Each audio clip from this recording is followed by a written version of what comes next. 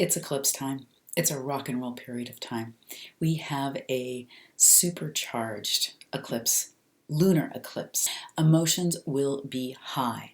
This is a portal of transformation, of deep transformation, one of the longest eclipses we've had, even though it's just a partial eclipse, in almost 500 years. And it is going to deliver some information to you. There is going to be a message that drops in for you. Stay tuned.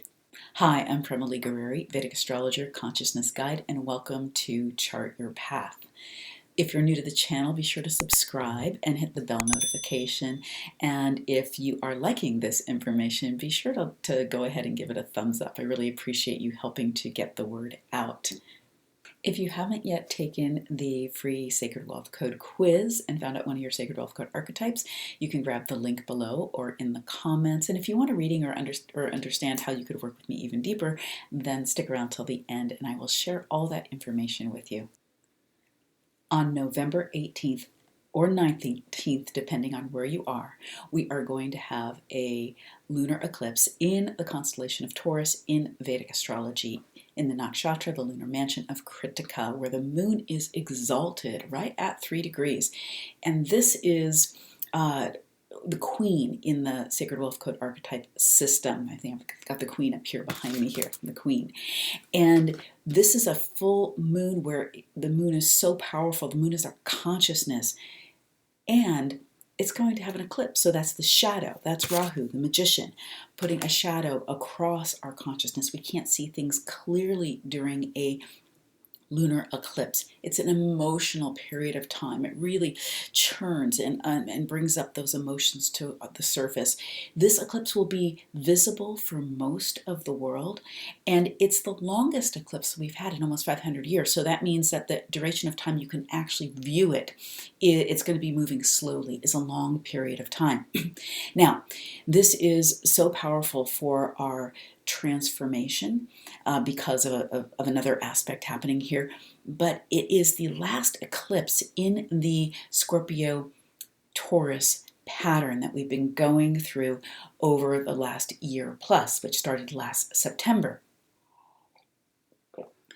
So this is the culminating eclipse, and wherever this is happening for you in your soul blueprint, in your chart, within yourself, in your psyche, in your soul, wherever this is going on for you, you've been working with this and working with this. And this last 2 eclipses, we have a solar eclipse on the 4th, and that'll be a change in direction. This last eclipse, or eclipses, is going to bring in the final information, the final shift, the culmination. So it's very, very powerful on many, many levels. It is a time where the consciousness is agitated. These eclipses are celestial storms that happen in a certain part of your chart on a certain axis, and collectively for all of us. And we've all been going through a lot during these eclipses, during this last, year and a half, and let's go back 2 years even. So this is the culmination of this pattern. Wherever this is going on for you, there's going to be some unexpected information that'll be revealed to you. It'll drop in. Things happen on a lunar eclipse very quickly at the time, day before, day after. You're going to want to open up some space by not booking yourself too solid. You're going to want to open up some time by keeping things simple and keeping things less scheduled during the eclipse time, so that you can have some time to work with your attachments. I'll give you a practice for that at the end of this. You're going to want to work with your attachments because Taurus makes us very attached. It's our security. Scorpio and Taurus are fixed signs. They're places of stability. They're also places of stuckness. So these storms coming in here, these eclipses, really churn and work on these 2 parts of our soul at a very deep level and collectively for all of us. The underlying intention, the motivation, is to cause growth, to cause change. But because they're fixed placements, we don't really like change in this area, and especially if you have planets here or your moon or your ascendant is here. It's unnerving. You've been being called to grow, and if you've been doing your work along the way, then you have been shedding and letting go and opening up to new things and being aware of not getting caught up in complications, drama, and shiny objects. Drama is one of the things that can absolutely happen with the lunar eclipse. You want to, again, the communication is going to be challenged during this time, so I want to invite you to not choose any really challenging conversations or confrontations. Let the storm pass. The higher intention here, you want to really tap into what is your higher intention for letting go of you, whatever you are feeling too attached to. This place, Taurus is about our security, our wealth, our comfort, and we can be too attached to our comfort and that can steer us away from the truth. It's our basic needs, even our food. So with the unexpected information that'll be revealed during this time, you're going to be challenged in managing your emotions. And even between the lunar eclipse and the solar eclipse on December 4th, this will be a bit of an emotional time. So you're going to want to root in, ground in, get into your heart, practice your meditation, get on the yoga mat, get out in nature, really take care of yourself so that you can sit in the eye of the storm and not get swooped up in it. And how do you know if you're caught in the storm? You're caught in drama. Life is feeling too complicated. There's too much coming at you, and this all causes too much stress. When you're too stressed, you can't be centered enough to make the right kinds of choices for yourself. And during the eclipse is not the time to be making choices. You want to let the storm clear. When you have a big stormy day, it's very stormy at my house. I didn't know if I'd be able to cut this today. We've had the power going on and off. But when it's a really stormy period of time, it's not so easy to see all your choices. Let the storm pass before you make any choices. The fire god, Agni, is represented here. And fire, think about it, purification. This is going to open up a new pathway for you. And it's going to prepare you for the solar eclipse, which will really take the new direction for you. But there's things that need to end in order for things to begin. And there's so much of this that centers around your attachments. So I want to invite you to notice where you're feeling stuck. Where are you overly attached?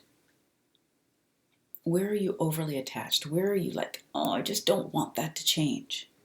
What change are you resisting? Where do you feel stuck? These are the soul questions you're going to want to journal about, meditate on. Leave me a comment below and let me know what's coming up for you. Collectively, we're all dealing with a lot of similar things, but this is affecting you very personally, and your soul knows. So really give yourself that time to sit down and answer those questions for yourself. Simply putting your hand on your heart, breathing in and out of your heart, bringing that mind-heart into coherence. Write down whatever you're ready to release in your journal, and you may want to write down on slips of paper and burn those things to release them.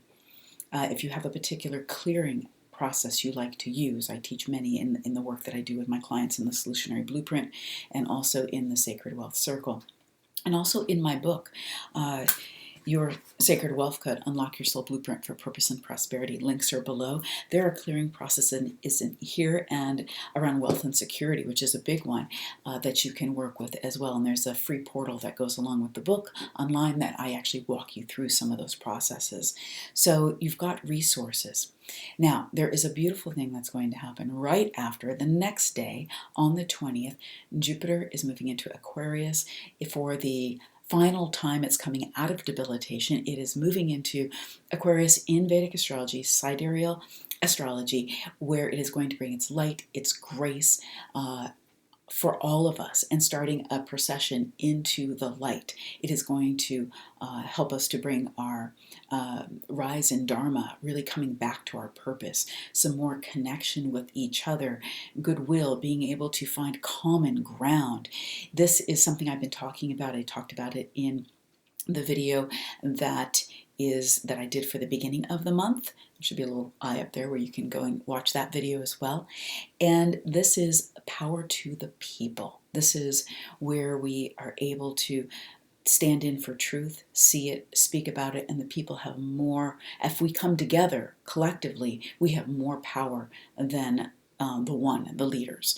So I want to invite you to reconnect with your passion after this eclipse. Really reconnect with what are you on purpose for? What is your purpose? Has that shifted or changed? Do you want to rewrite your purpose statement? Purpose is our big why. And if you know what your why is, then you know what your purpose is for any given thing. I want you to be careful of being too opinionated, because that causes separation. Instead, we can share our ideas. Truth is coming to the surface. Mercury is still playing with Mars and moving into Scorpio, and so you're going to really still need to watch your communication. So again, avoid conversations that can potentially be confrontational. Instead, choose to communicate through the heart, defer communication, and that kind of communication till after December 8th, if you can possibly do that. And I just want to give also a little bit of caution around travel around the 25th, the holiday, the Thanksgiving holiday, a great time of harvest and gratitude that we celebrate in the United States, but anywhere around the 25th. The weather is a little challenged too with where Mercury is. So if you are traveling, give yourself more time. Take it slowly. Be compassionate to the other people who are traveling as well, because weather can interfere with travel at that time. So if this has resonated for you, go ahead and like this. If you haven't subscribed yet, please do that. If you would like a Vedic astrology reading with me and would like to know how are all these transits hitting you, what are you going through, what are the choices that it's time for you to make in this culmination of these eclipse patterns, then go ahead and click the link below in the description so you can book a soul success map reading with me, and I'll go into that with you. Or if you want to book a Sacred Wealth Code reading.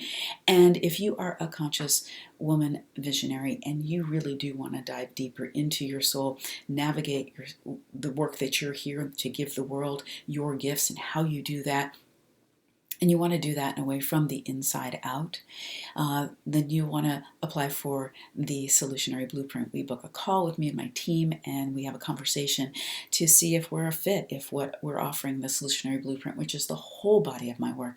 It's the astrology. It's navigating your energetics from the inside out.